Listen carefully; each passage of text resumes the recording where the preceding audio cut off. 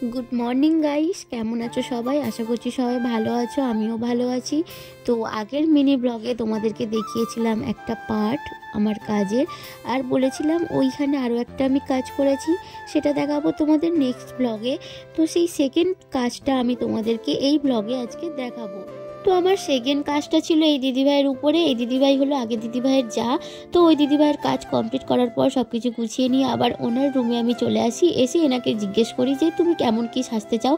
তো উনি আমাকে বলছিলেন যে যেরকম যেরকম চাই, তো আমি সেরকম করে করার চেষ্টা করছিলাম। ওই দেখো কথা বলছি আর কাজ করছি।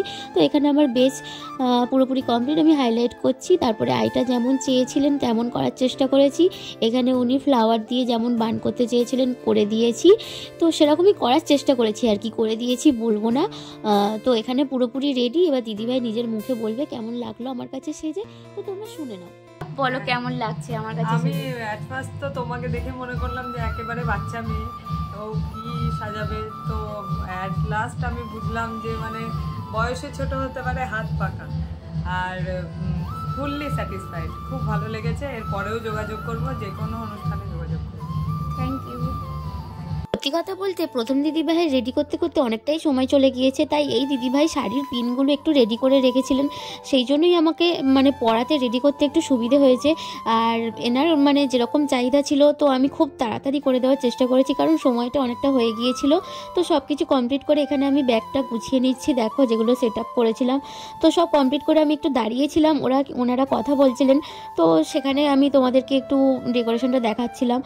নিচে চলে এসেছি, এসে দেখো যে পুচকোটার অনুষ্ঠান, তার বড় বড় করে ছবি প্যান্ডেলময় ভর্তি।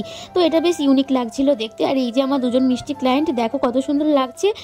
কাজ কমপ্লিট, এবার টাটা বাই বাই করে সব কিছু নিয়ে বেরিয়ে এলাম। ব্যাগ পোঁটলা এগুলো তো সব কিছু নিতেই হবে। তো কিছু জিনিস আমার মায়ের কাছে ছিল আর কিছু আমার কাছে ছিল। এই দেখো সেই সুন্দর জায়গাটা। তো এখন রোদ উঠে গিয়েছে, এবারে বাস স্ট্যান্ডে দাঁড়িয়ে আছি, গাড়ির অপেক্ষা করছি। তো এই যে আমার মিষ্টি ক্লায়েন্ট, তোমরা জানিও কেমন লাগছে। ওনার তো খুব ভালো লেগেছে, যেমন চেয়েছিলেন তেমন করে দিয়েছি। তো দেখা হচ্ছে নেক্সট ব্লগে। ততক্ষণ সবাই ভালো থেকো, সুস্থ থেকো।